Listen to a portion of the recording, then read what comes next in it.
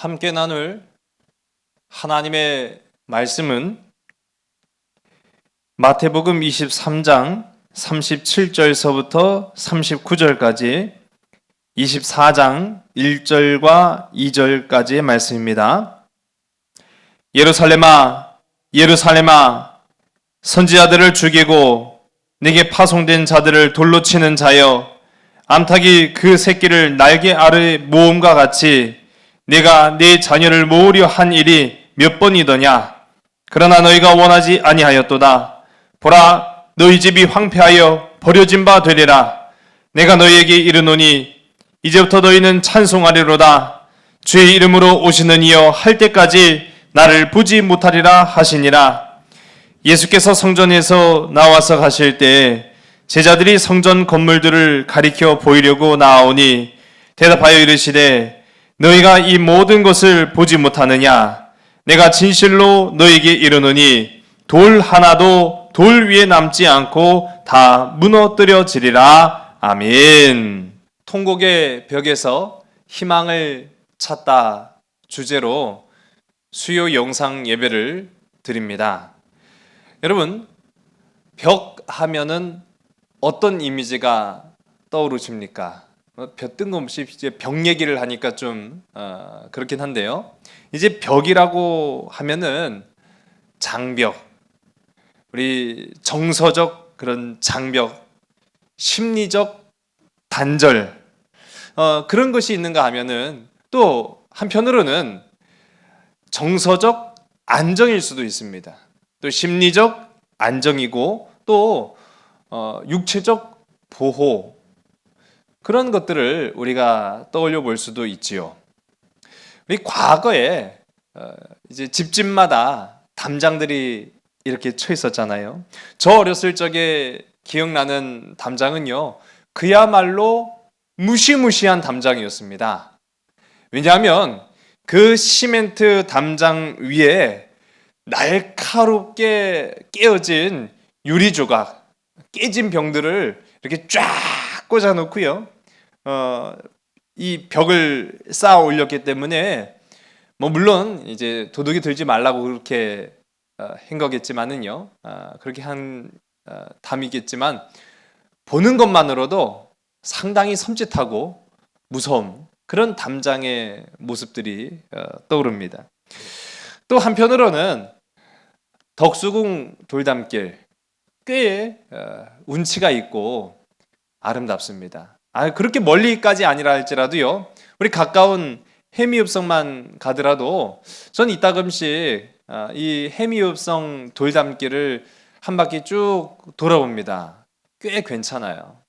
이 돌담길이 주는 그런 따뜻한 이미지가 있단 말입니다. 그 외에도 여러 벽이 우리에게 주는 인상 이미지가 있죠. 과거에 이 베를린 장벽이 무너졌을 때 전 세계는 열광하고 환호했습니다. 또 한편으로는 저 이스라엘 안으로 가보게 되면 그 이스라엘 안에는 팔레스타인 자치구역이라는 곳이 있어요.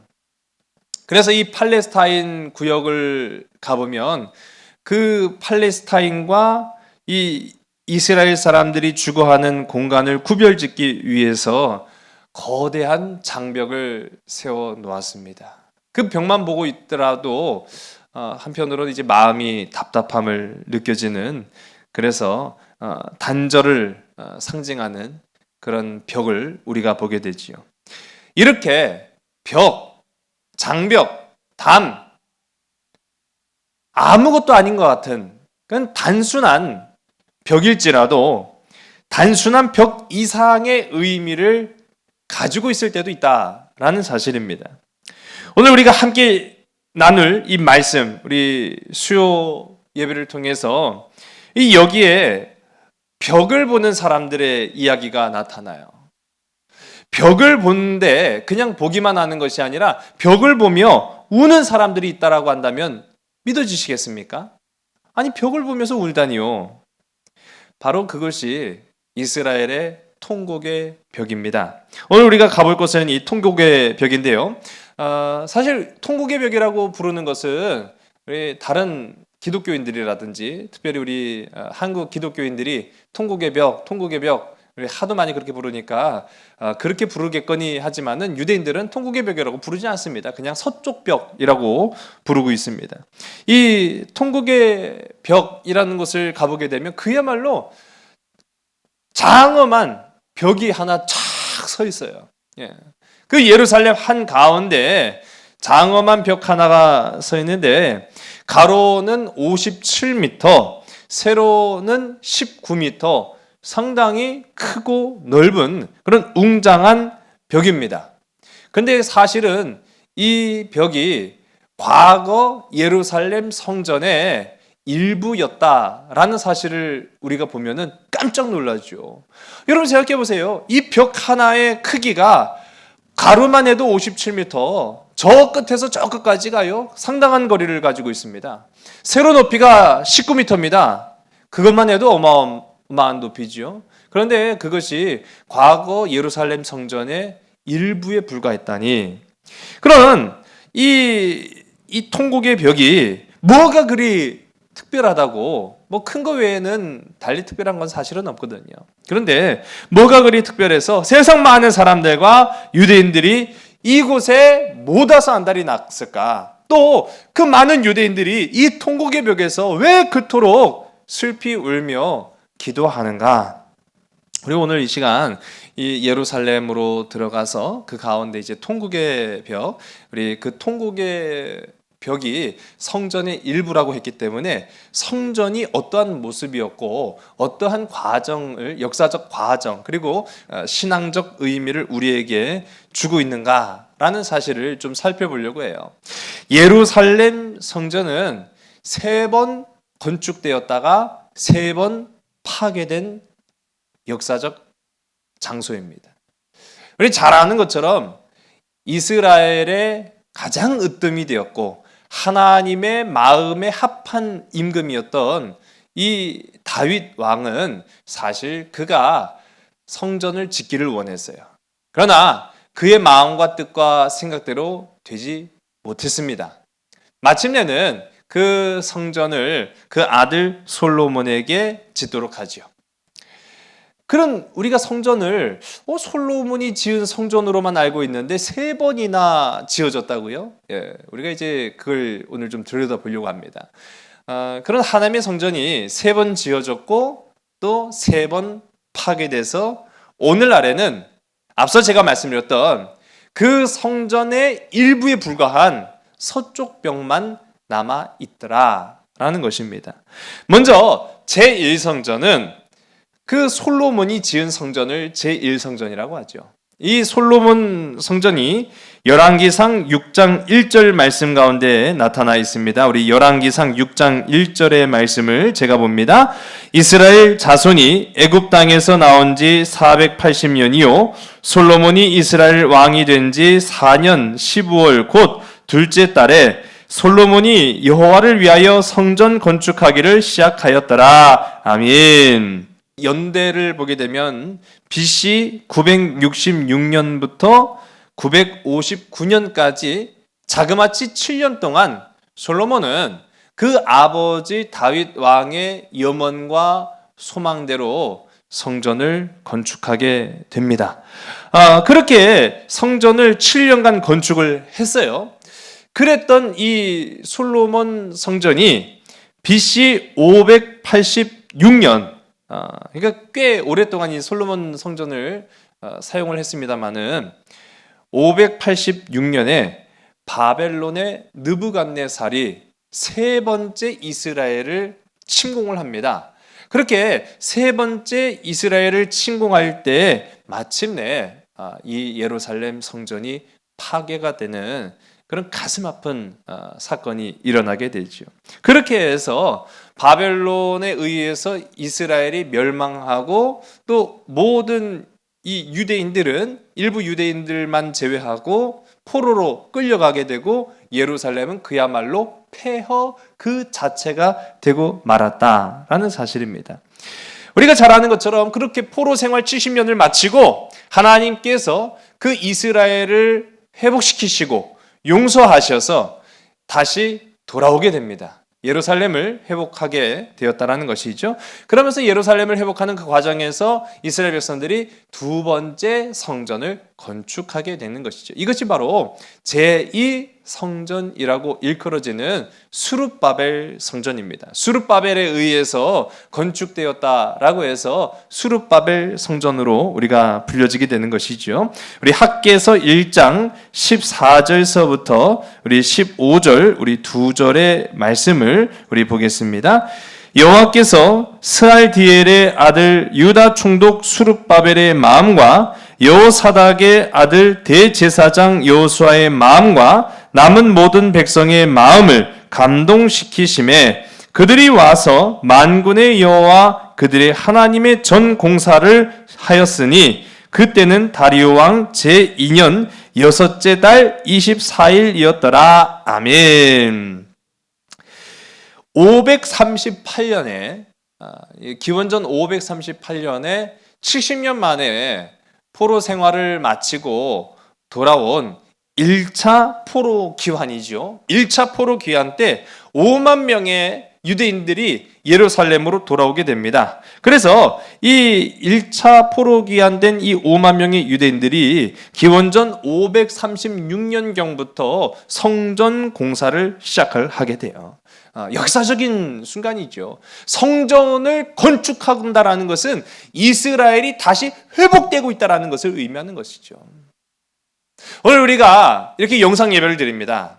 오늘 우리가 이렇게 교회가 모여서 예배를 드리기가 참 어려운 그런 시기에 신앙의 중심을 잃지 않으려고 애를 씁니다.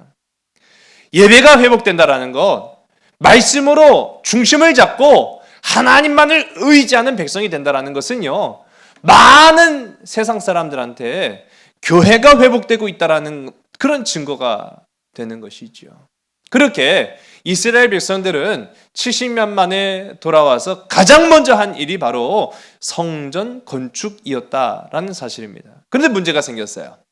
그렇게 주변 사람들에게 있어서 성전이 다시 건축되어지고 이스라엘 백성들이 하나님의 뜻에 의해서 회복되어지고 있다라는 사실은 세상 많은 사람들의 질투와 시기를 받기에 충분하게 그렇게 됩니다. 우리도 마찬가지일 수 있어요.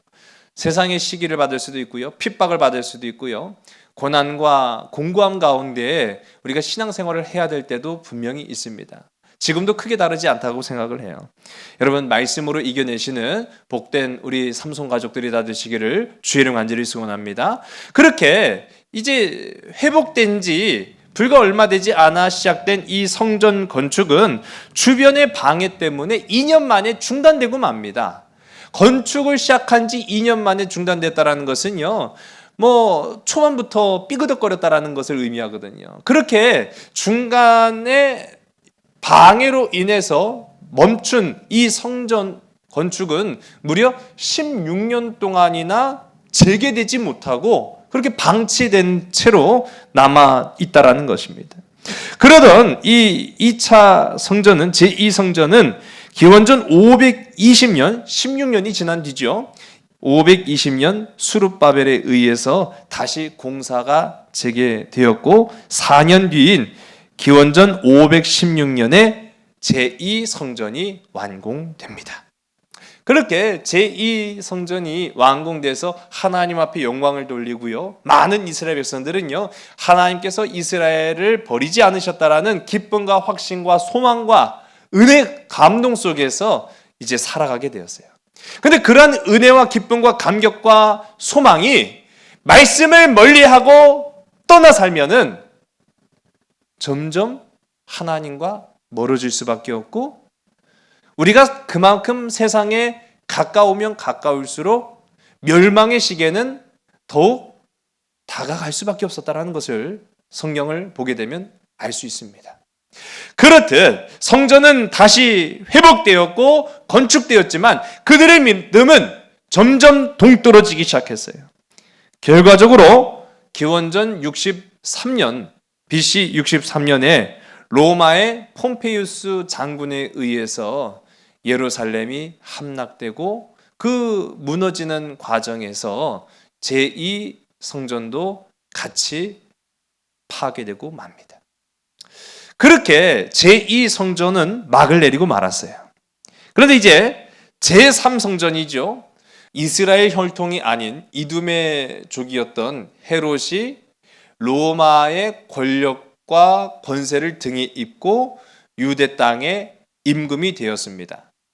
그랬던 이 헤롯은 많은 유대인들을 권력과 힘으로만 제압한 것이 아니라 그들의 마음을 또한 사기 위해서 많은 일들을 했는데요. 그 중에 하나가 바로 건축이었어요. 그 가만 보니까 자신의 권력을 공고히 하기 위해서 기반을 만들 가장 좋은 기회는 바로 지금 당장 없는 성전을 건축하는 것이었어요. 그래서 헤롯이 성전을 건축하기 시작합니다. 놀라운 일이 아닙니까? 전혀 하나님과는 동떨어진 인생을 살아갈 것 같은 헤롯이 자신의 손으로 하나님의 전 성전을 건축하였다. 그것도 1차 솔로몬 성전, 2차 수룹바벨 성전보다 훨씬 더 크고 웅장하며 가장 아름다운 형태의 모습으로 제3성전 헤롯 성전을 짓게 됩니다.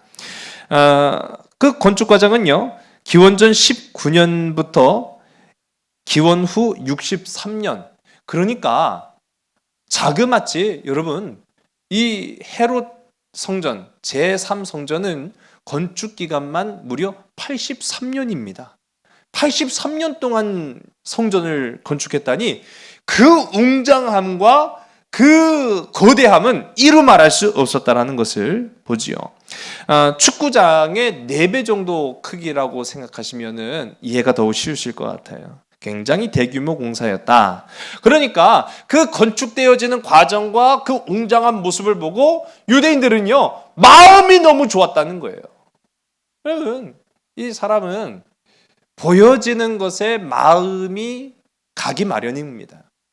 그래서 바라기는 저와 여러분 말씀을 더욱 많이 사모할 수 있는, 그래서 그 말씀에 내 마음을 두고 그 말씀을 내게 허락하신 하나님의 말씀에 귀를 기울일 수 있는 복된 저와 여러분 우리 모두가 되기를 주님 간절히 소원합니다. 보는 것에 내 마음을 빼앗기고요, 듣는 것에 내 생각이 가게 되어 있어요. 그 웅장한 이 헤롯 성전을 바라보면서 그들의 마음이 흡족했다라는 사실입니다. 유대인들의 환심을 사기에 충분했다라는 것이죠.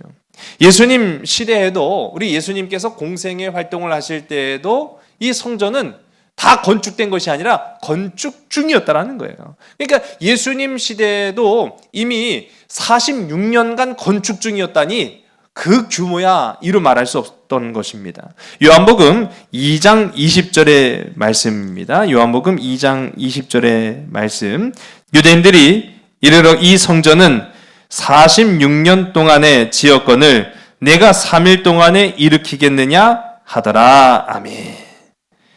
그러니까 예수님 시대에도 이미 이 성전을 46년간 계속 지어오고 있었다. 비록 절반밖에 짓지 않았어도 그 규모 면에서는 1성전과 2성전을 압도하고도 남을 규모였다라는 것입니다. 그러나 이런 인간적인 노력, 83년 동안 성전을 건축했어요. 83년 동안 건축한 이 성전을요, 불과 7년밖에 쓰지 못합니다. 이 헤롯 성전은 완공된 지 7년 만인 AD 70년에 로마의 디도 티투스 장군에 의해서, 나중에 이제 훗날 황제가 되지요. 이 디도 장군에 의해서 완전히 파괴되는데 그야말로 흔적도 남지 않고 파괴가 됩니다. 불타고 파괴되었다라는 것이죠. 이때 유일하게 남은 것이 바로 이 성전의 외벽이고 또 그 외벽의 밑단을 차지하고 있는 서쪽 벽, 이 서쪽 벽의 일부만 남았는데 그것을 일컬어서 오늘날 우리는 통곡의 벽이다라고 말을 하고 있는 것이죠. 이후에도 유대인들은 예루살렘에 살지 못했어요. 예루살렘에서 다 쫓겨납니다. 강제 추방당합니다. 그리고 나서 300년이 지난 이후에 기원 후 313년에 로마가 마침내 기독교를 공인을 한 이후에 콘스탄틴 황제에 의해서 이 성전이 멸망했던 성전 멸망일, 유대인 달력으로는 아부월 9일에만 예루살렘에 들어가는 것이 허용되었어요. 그 예루살렘에 그날 하루만 들어가는 것이 허용되었으면 이 유대인들은 어디로 갔겠습니까? 이미 수백 년이 지나서 우리 고향, 내 할아버지가 지냈던 집이 어딘지 흔적도 없어요. 그럼 어디로 갔겠습니까? 성전으로 간 거예요. 그래서 성전이 없어요. 그러면 그 성전도 남지 않았는데 이 흩어졌던 이스라엘 백성들이 하루만 허락된 이 예루살렘을 방문하고 들어갈 수 있는 그 날에 어디로 갔겠습니까? 유일하게 남았던 성전의 그 서쪽 벽으로 모여서 그곳에 그 벽을 붙잡고 울며 통곡하여 기도했다라는 것입니다. 그때부터 이 유대인들은 성전산에 무너진 서쪽 벽, 그 성전의 흔적으로 남은 서쪽 벽을 붙잡고 울며 기도하는 것이 통곡의 벽의 시작이었다라는 것이죠. 그러나 유대인들은요, 그렇게 울며 통곡의 벽을 붙잡고 과거의 영광을 그리워하면서 자신들의 잘못을 참회하면서 눈물을 흘려가면서 기도했지만 그들이 알지 못한 것이 있었습니다. 무엇이는가 하면 그들은요, 이 유대인들이 멸망하고 성전이 파괴한 것은 단순히 율법을 알지 못해서가 아니라 율법 그 자체이신 하나님을 알지 못했고 보지 못했고 그 하나님을 자신들의 삶에 모시지 못했기 때문에 그들은 멸망했다라는 거예요. 우리 오늘 함께 읽은 본문의 말씀입니다. 마태복음 23장 37절부터 39절의 말씀입니다. 예루살렘아, 예루살렘아, 선지자들을 죽이고 내게 파송된 자들을 돌로 치는 자여, 암탉이 그 새끼를 날개 아래에 모음같이 내가 네 자녀를 모으려 한 일이 몇 번이더냐. 그러나 너희가 원하지 아니하였도다. 보라, 너희 집이 황폐하여 버려진 바 되리라. 내가 너희에게 이르노니 이제부터 너희는 찬송하리로다. 주의 이름으로 오시는 이여 할 때까지 나를 보지 못하리라 하시니라. 아멘. 유대인들은 모든 인류에게 영원한 기쁨이시며 영원한 소망이 되시는 진정한 우리 인생의 참된 선물이 되신 예수님보다 순식간에 사라질 성전을 더욱 귀히 여겼다라는 것입니다. 유대인들은 하나님께서 주시는 평안과 영광보다는 자신들의 힘으로 쌓아올린 영광과 평안을 더 의지했다라는 사실이에요. 예수님의 하신 말씀은 이러한 자들에게 대한 경고의 메시지였다라는 것이죠. 우리 오늘 본문 24장 1절과 2절의 말씀을 보겠습니다. 1절과 2절의 말씀입니다. 예수께서 성전에서 나와서 가실 때에 제자들이 성전 건물들을 가리켜 보이려고 나아오니 대답하여 이르시되 너희가 이 모든 것을 보지 못하느냐? 내가 진실로 너희에게 이르노니 돌 하나도 돌 위에 남지 않고 다 무너뜨려지리라. 아멘. 여러분, 우리는 지금까지 경험해보지 못한 성탄절을 눈앞에 두고 있습니다. 하지만 여러분 염려하지 마십시오. 걱정하지 마십시오. 비록 모여서 예배를 드릴 수 없는 그런 상황에 처했을지라도 우리의 소망은 무너지지 않습니다.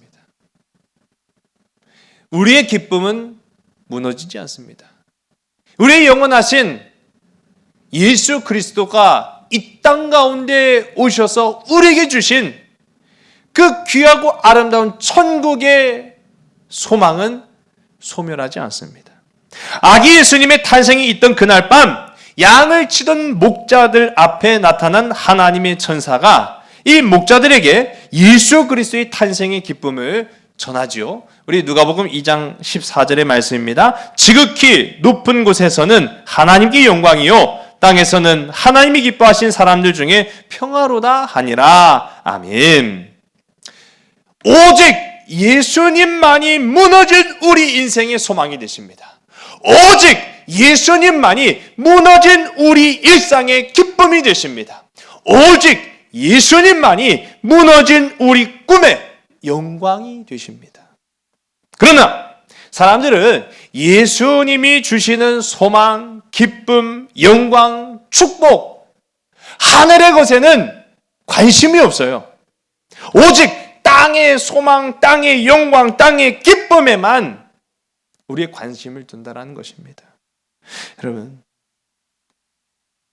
너무 힘든 이야기일 수 있습니다. 근데 오늘 주님이 그 제자들에게 주신 말씀이고요. 오늘 살아가고 있는 우리에게 주신 말씀이에요. 천사가 예수님의 탄생을 그 목자들에게 이르면서 지극히 높은 하늘에서는 하나님께 영광이고 땅에 살아가는 많은 사람들에게는 하나님이 기뻐하시는 사람들 중에 참된 평화다라고 하신 그 예수님. 그 예수님이 이 땅 가운데에서 그 제자들에게 저 웅장하고 아직도 완공되지 못한 성전을 봐라. 그러나 그 성전이 돌 위에 돌 하나도 남지 않게 될 날이 올 것이다 라고 하신 그 말씀, 그것은요, 여러분, 땅의 영광이 부서져야 하늘의 영광이 회복된다라는 것입니다. 땅의 영광이 부서질 때 비로소 하나님 나라가 이 땅 가운데, 우리 가운데, 우리의 삶 속에 임하게 된다는 것이죠. 앞서도 말씀드린 것처럼 이게 굉장히 어려운 얘기예요. 건강의 땅이 무너져야 그때 우리는 비로소 하나님을 붙잡습니다. 물질의 기쁨이 산산이 부서질 때 비로소 우리는 하나님이 주시는 참된 기쁨을 보게 됩니다.